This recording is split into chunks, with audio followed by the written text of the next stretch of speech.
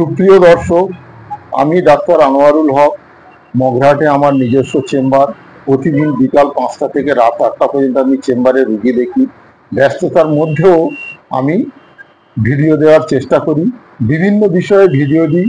তার মধ্যে হোমিওপ্যাথি আছে, সমসাময়িক বিভিন্ন বিষয়, রাজনীতি ছাড়া। রাজনীতির উপরে আমি কখনোই কোনো ভিডিও করিনি বা করব না। রাজনীতি আমার অপছন্দের বিষয়।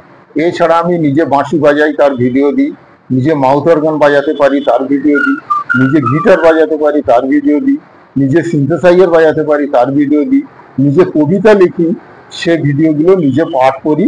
এবং শ্রীজাতর কবিতা, সুনীল গঙ্গোপাধ্যায়ের কবিতা আমি বিশেষ করে পাঠ করে শোনানোর চেষ্টা করি।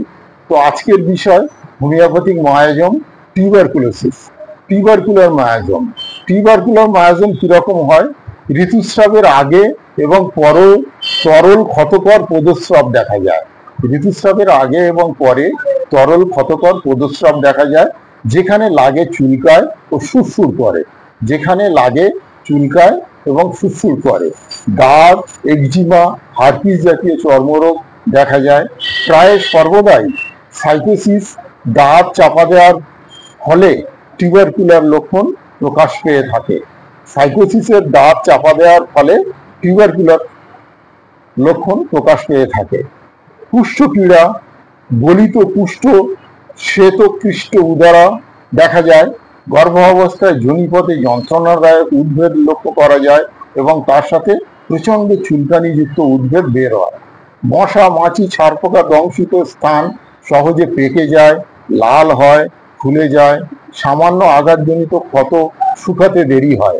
হাতের নখগুলি অসমান, ফাটা ও ঢেউ খেলানো। এদের নখগুলো কিরকম হয়?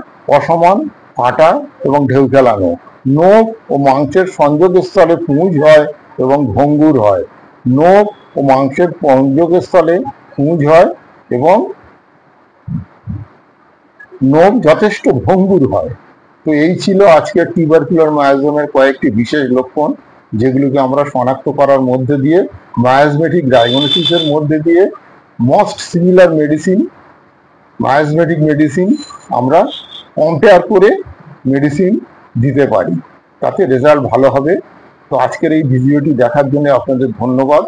ভালো লাগলে লাইক করুন, ভালো না লাগলে ডিসলাইক করুন। তবে সাবস্ক্রাইব করার অনুরোধ রইল। পাশে থাকুন, সঙ্গে থাকুন।